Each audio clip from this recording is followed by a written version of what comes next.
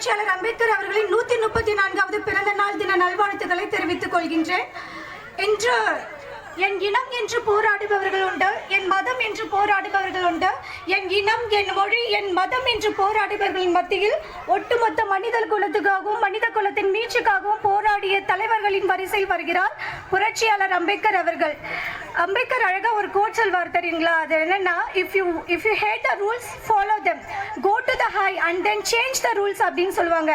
இந்த சமூகத்தில் கட்டமைக்கப்படும் விதிகள் உங்களுக்கு பிடிக்கலையா, அதை பின்பற்றி அந்த உயரத்துக்கு வர பின்பு அதை மாத்தி எழுது அப்படின்னு சொல்லுவாங்க. எப்படி மாத்தி எழுதலாம்? கற்பி, போராடு, புரட்சி செய்ய அப்படின்னு சொல்லி தராரு.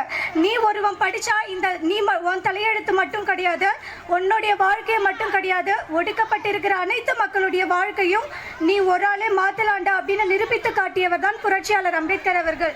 இந்தியாவில் யாரும் அறிந்திராத ஒரு கிராமத்தில் பிறந்த அவர், மகர் என்கின்ற ஒரு இனத்தில் பிறந்த அவர், கல்வி அறிவு மறுக்கப்பட்ட அவர், ஊர் பொது இடத்தில் காலனி அணிவது மறுக்கப்பட்ட அவர், ஊர் பொது இடங்களில் தண்ணீர் அருந்துவது, குளத்தில் தண்ணீர் அருந்துவது மறுக்கப்பட்ட அவர், சட்ட அணியக்கூடாது என்று சொன்னவர்கள் மத்தியில் சட்டத்தை இவரை தவிர மிக வேற யாரும் சிறப்பாக எழுதிட முடியாது அப்படின்னு சாதித்து காட்டினார் இல்லையா? அதனாலதாங்க சொல்ற, அவர் சாதித்த தலைவர் கிடையாது, சாதிக்க துடிக்கின்ற அனைத்து இளைஞர்களுடைய தலைவராக தான் நாம் பார்க்கணும். அதாவது லட்சியங்கள் இல்லாத வாழ்க்கை என்பது முகவரி இல்லாத கடிதம் போன்றது.